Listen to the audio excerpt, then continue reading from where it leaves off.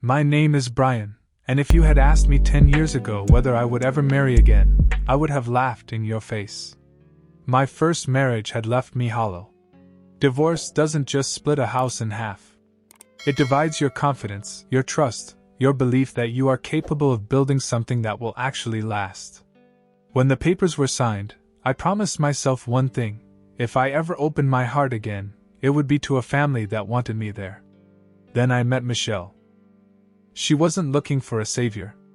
At least, that's what she told me. She was a hardworking single mother raising 2 boys. Owen was 14, Caleb had just turned 12. Their biological father drifted through their lives like a seasonal storm. Sometimes he showed up with promises. Most of the time he disappeared before anyone noticed he had been there. I admired Michelle for holding everything together. She admired me because I was steady. That was enough for both of us.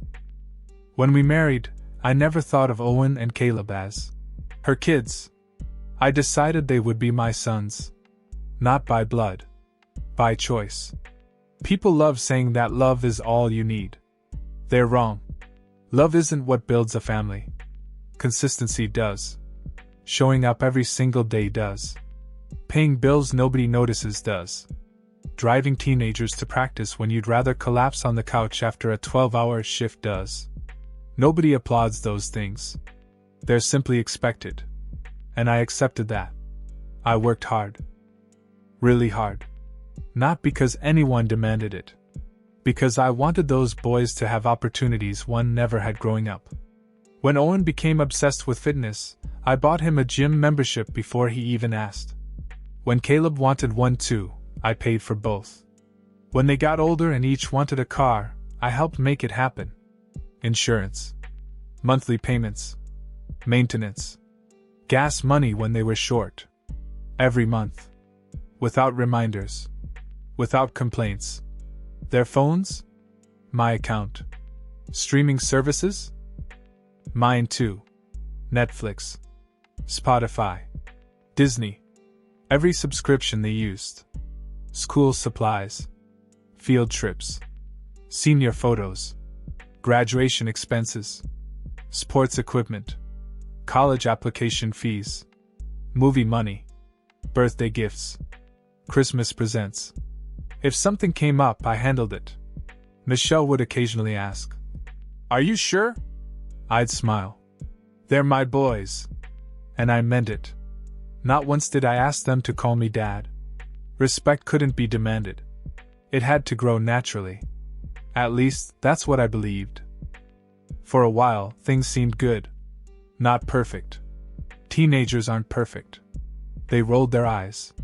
Spent too much time on their phones. Left dishes everywhere. Forgot to say thank you. I brushed it off. Kids mature. Time fixes a lot. Or so everyone says. Michelle believed that too. Whenever I mentioned Owen's attitude or Caleb's sarcasm, she'd wave her hand dismissively. "They're teenagers. They don't mean it. They'll grow out of it." I wanted to believe her. Because believing her was easier than admitting something was changing inside our home. Slowly. Quietly. Almost invisibly. The gratitude disappeared first. Then basic courtesy. Soon I became less of a parent. And more of an ATM with a pulse. They stopped asking. They expected. If a payment was due, I paid it. If something broke, I fixed it. If they wanted something new, somehow they assumed it would appear. Not because they appreciated me. Because they believed it was my job. I noticed little things. No one waited for me before eating dinner anymore. No one asked how work had been. Birthdays became expensive shopping lists. Christmas became expectations instead of excitement. Still, I kept giving. Because fathers give. Stepfathers give even more. You're always trying to prove you belong.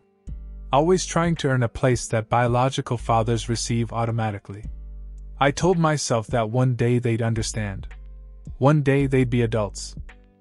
One day they'd look back and realize who had actually been there. That hope kept me going. Until one afternoon, I accidentally heard the truth. It happened on a Saturday afternoon, in the kind of ordinary moment that later returns in nightmares wearing a different face. I had come home early. That was rare for me. Most days, I was the last one through the door, shoulders stiff from work, shirt clinging to my back, mind already calculating what needed to be paid next. But that day a client cancelled, and for once I drove home with sunlight still on the windshield. I remember feeling almost foolishly hopeful. I thought maybe I would surprise Michelle, maybe order dinner, maybe sit on the porch and let the evening belong to us. The house was full when I arrived. Owen's car was in the driveway. Caleb's friends had left their shoes scattered by the front door. I heard laughter from the basement before I even took off my coat. Teenage laughter has a way of filling a house like smoke.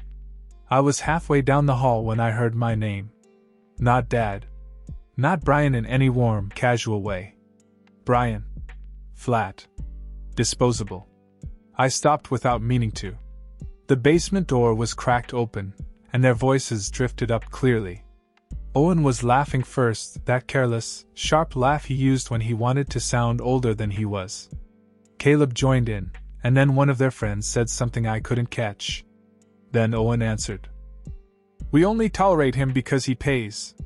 The room exploded. Laughter. Loud, ugly laughter. Caleb added, "Yeah, seriously. Dude thinks he's part of the family because he covers everything." More laughter. Someone asked, "So you guys don't actually like him?" Caleb snorted. "He's useful." That was the word. Useful. Not loving. Not dependable. Not the man who stayed. Useful. I stood there with my hand still on the wall, and something inside me went very quiet. Not broken yet. Not angry. Just still. A silence opened in my chest, wide and black, and all the years began falling into it. The gym memberships. The car payments. The phone bills. The school trips. The streaming passwords. The late-night repairs. The emergency transfers. The birthdays where I spent more than I could afford because I wanted them to feel seen. Every sacrifice suddenly looked different. Not like love. Like a transaction I had never agreed to. I should have walked away. I should have coughed, stepped into the room, forced them to see my face. Maybe Shane would have found them then. Maybe they would have stumbled through some apology, red-faced and scared. But I didn't move. Because I needed to hear the rest. Sometimes a man doesn't need more pain, but he waits for it anyway, because the first wound feels too unreal to trust. Owen said, "Mom gets all serious about respecting him, but come on. He knows the deal." Caleb laughed again. "As long as he keeps paying, who cares?" There it was. The whole truth, placed on the floor like a dead animal. Who cares? Not them. Maybe not Michelle either. I backed away from the basement door without making a sound. I went upstairs, walked into the bedroom, and sat on the edge of the bed. The room looked the same as it always did. Michelle's sweater over the chair. My watch on the nightstand. The framed wedding photo on the dresser, both of us smiling like we had outrun our pasts. I stared at that photo for a long time. In it, I looked like a man who believed he had been chosen. I had not been chosen. I had been installed. Like a furnace. Like a water heater. Like something necessary, expensive, and ignored until it stopped working. When Michelle came upstairs an hour later, she found me sitting in the same place. She smiled at first, then noticed my face. "What's wrong?" I asked her directly. No shouting. No drama. "Did you know the boys only tolerate me because I pay for things?" Her expression changed too quickly. That was my answer before her mouth even opened. "What happened?" she asked. I told her exactly what I had heard. Every word. She listened with her arms crossed, eyes tired, not shocked enough for a woman hearing something new. When I finished, she sighed. Not gasped. Not cried. Sighed. "Brian, they're teenagers." I looked at her. That sentence had become a blanket she threw over every fire they started. They said I was useful. They're immature. They said they don't care as long as I keep paying. They don't understand what they're saying. They understand money, I said.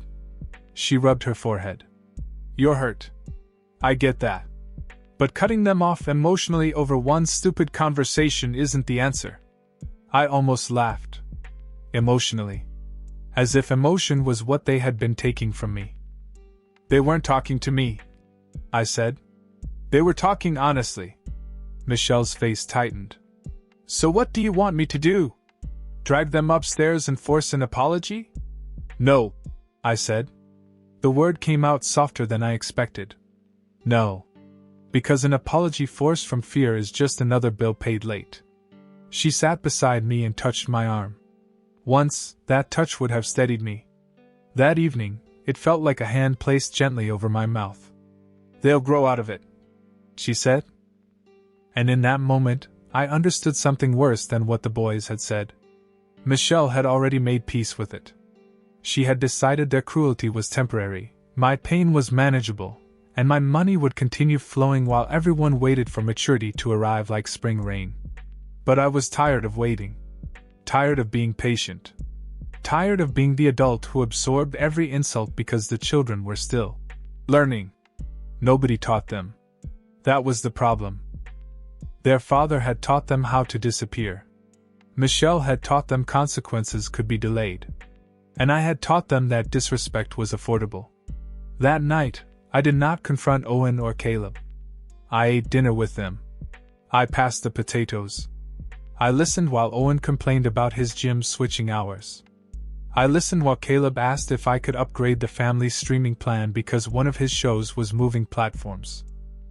I watched them speak to me with the same casual confidence they had always used, never knowing that I had heard the truth. Michelle watched me from across the table. She was nervous. Good. Let her be nervous. For years I had been the calm one. The provider. The patient man. The one who took the hit and called it love. But something had shifted.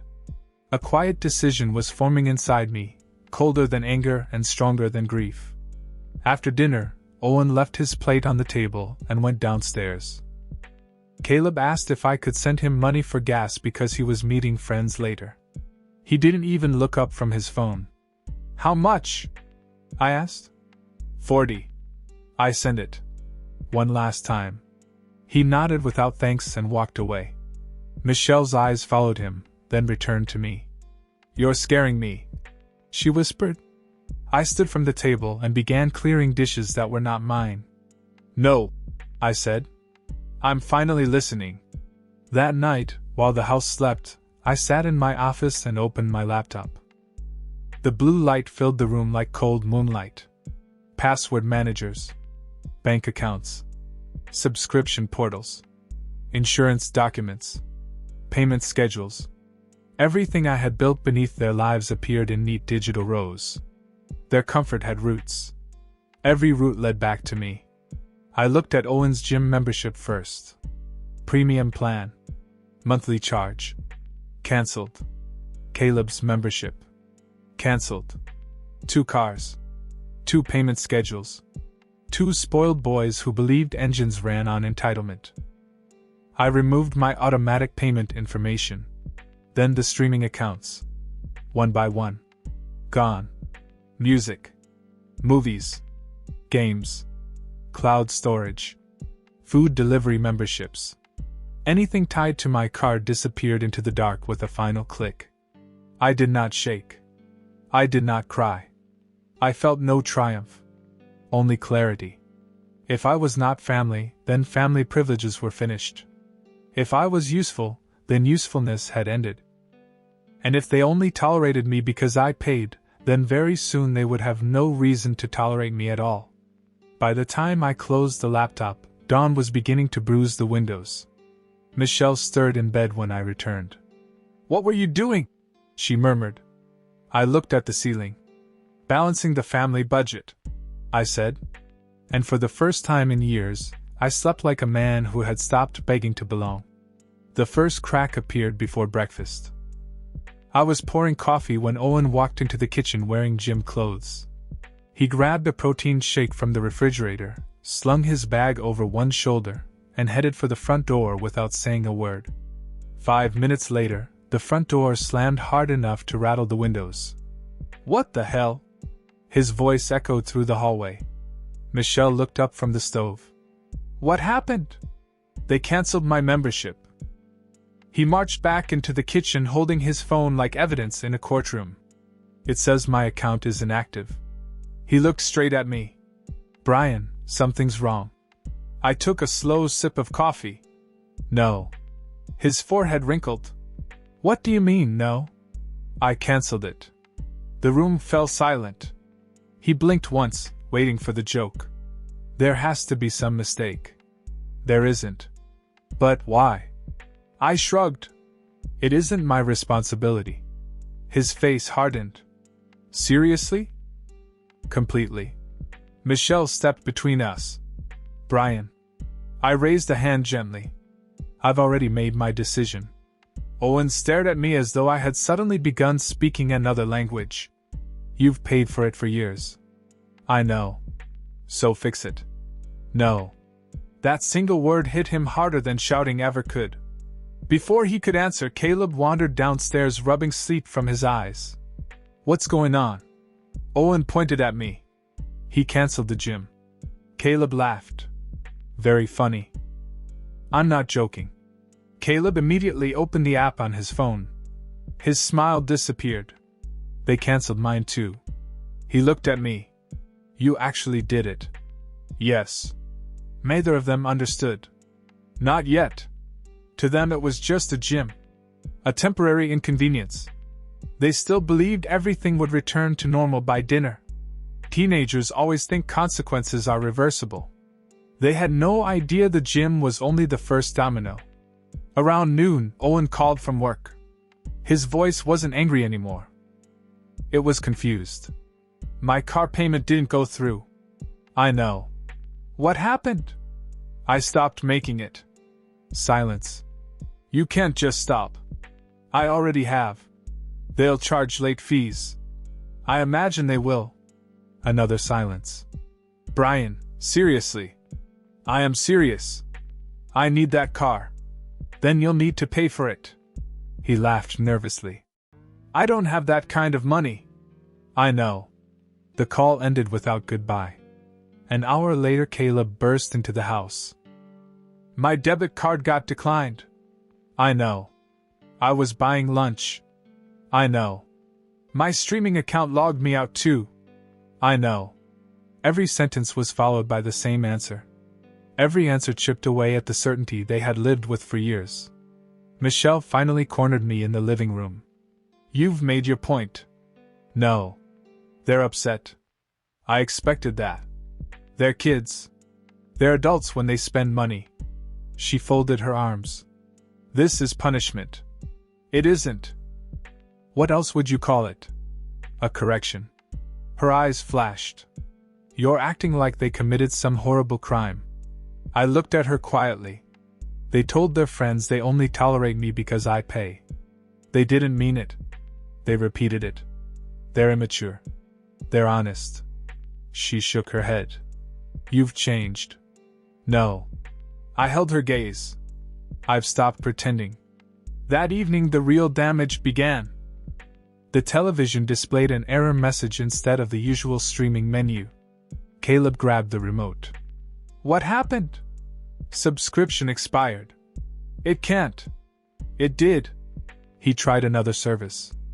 Another error. Another. Another. Within minutes, every platform they used had disappeared. Owen stormed into the room. "My music app says payment failed." Caleb looked up.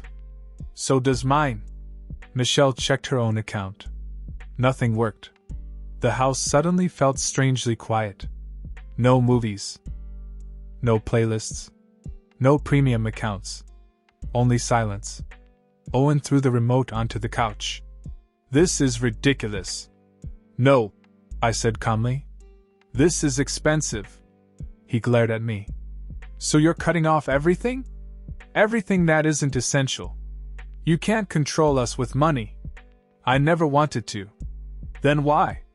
"Because you've made it clear that's the only thing you think I contribute." Nobody answered. Michelle finally spoke. What exactly are you trying to prove? I leaned back in my chair. Nothing. Then why are you doing this? Because I finally believed them. The words lingered in the room. Even Caleb looked uncomfortable. Late that night I heard Michelle on the phone. She thought I was asleep. I need you to help. A pause. They're your sons. Another pause. No, Brian stopped paying. Longer silence. I already knew who was on the other end. Their biological father. The man who had spent years promising more than he delivered. Michelle's voice became tighter. They need the car payments covered. Silence. The gym isn't important, but the cars are. More silence. Her shoulders slowly slumped. I understand. She hung up without saying goodbye. When she came into the bedroom, she sat on the edge of the bed for a long time. He says he'll figure something out. I nodded. I hope he does. She looked at me with tired eyes. He doesn't have the money. I know. He asked for a few months. I've already given him years. She looked away. For the first time since we married, Michelle had nowhere to redirect the responsibility. The boys had always compared me to their father. Now they were about to discover the difference between promises and payments. Morning arrived with another surprise. A certified letter rested in the mailbox. Owen opened it at the kitchen counter. His face drained of color. What is it? Michelle asked. He swallowed hard. The lender says if the payment isn't received. His voice trailed off. They can begin repossession. Caleb stared at his brother. They're serious? I folded my newspaper carefully. Companies usually are. Neither boy spoke. The confidence that had filled the house only days earlier was disappearing. Reality had entered without knocking. And unlike me, reality didn't care whether they respected it or not. The house no longer sounded like a home. For years it had been filled with music from premium streaming accounts, television shows running in the background, the hum of comfortable routines I quietly financed without ever thinking twice. Now every room seemed louder because of the silence. It wasn't peaceful silence. It was the silence of people discovering that comfort has a price. No one laughed anymore. Owen spent every spare minute making phone calls. Caleb refreshed banking apps as if money might magically appear. Michelle walked from room to room carrying the same worried expression, trying to solve problems that had never existed until the support beneath them disappeared. I watched it all without saying much. Not because I enjoyed their struggle. Because words had already failed us. One evening Owen came home earlier than usual. He tossed his keys onto the kitchen counter, but this time they landed with frustration instead of confidence. They called again. Michelle looked up immediately. The lender? He nodded. They're giving me one last chance before they start the repossession process. His voice had lost all of its swagger. He wasn't speaking like the young man who had laughed with his friends in the basement. He sounded scared. Michelle looked toward me. Brian. I remained seated. What would you like me to do? She hesitated. You know what? No, I answered quietly. I don't. Owen stepped closer. I just need help until I get caught up. I looked into his eyes. When did it become my responsibility? He opened his mouth but couldn't answer. Because he already knew. The responsibility belonged to the man they had insisted was their real father. Unfortunately, reality had introduced itself. And it wasn't generous. The following afternoon Caleb came downstairs carrying his laptop. My phone company says the bill is overdue. I nodded. It is. They're going to suspend my service. I know. I need my phone. So did I when I worked overtime to pay for it. He stared at me. I said I was sorry about what happened. No. You haven't. His shoulders dropped. I mean, you've complained. You've blamed. You've asked for money? But you haven't apologized. He looked down at the floor. For the first time in years, he had nothing clever to say. That night Michelle received another phone call. This time she didn't leave the room. I listened while she spoke to their biological father. No. That's not enough. A pause. I understand you have bills too. Another pause. No, they can't wait another month. She closed her eyes. I know you promised. Silence. I'll tell them. She slowly lowered the phone. Neither Owen nor Caleb asked what had been said. They could read it on her face. He can't help, Michelle whispered. The sentence hung over the dining room like smoke. Owen rubbed both hands across his face. He said he'd try. Michelle nodded weakly. He tried. Caleb let out a bitter laugh. That's what he always says. Nobody corrected him. Because it was true. For years their father had survived on promises. I had survived on responsibility. Only one of those paid bills. Michelle finally turned toward me. I never realized. I met her eyes. Realized what? How much you actually covered? I didn't answer. She continued talking anyway. The cars. The phones. The subscriptions. The insurance. The school expenses. I knew you helped. Her voice broke. I didn't understand you were carrying almost everything. I folded my hands together. Neither did your sons. She lowered her head. They thought it was normal. No. They thought it was free.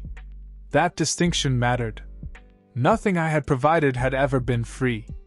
Every payment had cost me hours at work. Missed weekends. Cancelled vacations. Stress. Long nights staring at spreadsheets. Sacrifices they never noticed because I never complained. The following morning another letter arrived. This one wasn't for Owen. It was for Caleb. He stood frozen in the hallway reading it twice. Then a third time. What is it? Michelle asked. My gym sent the account to collections. His voice barely rose above a whisper. I forgot there was a cancellation fee. Another expense. Another consequence. Another reminder that contracts don't care about feelings. He looked toward me. His eyes were different now. Not angry. Not mocking. Just uncertain. I honestly didn't think about any of this. I know, I replied. That's the problem. For the first time since everything changed, nobody argued. Nobody accused me of overreacting. Nobody called me unfair. Reality had accomplished what years of conversations never could. It had stripped away entitlement one bill at a time. Late that evening I stood alone on the back porch. The sun was disappearing behind the trees, painting the sky orange and gray. Michelle joined me with 2 cups of coffee. She handed one to me without speaking. After several quiet minutes she finally asked, Do you think they'll ever understand? I watched the last light fade beyond the fence. I think they're starting to. And if they apologize? I took a slow sip before answering. An apology isn't difficult. She frowned. What is difficult? Changing. Inside the house I heard Owen and Caleb talking quietly. Not laughing. Not joking. Talking about finding second jobs. Selling things. Calling their father again. Trying to solve problems that money had hidden for years. For the first time since I married Michelle, they were beginning to understand exactly how much of their lives had rested on the shoulders of the man they claimed wasn't family.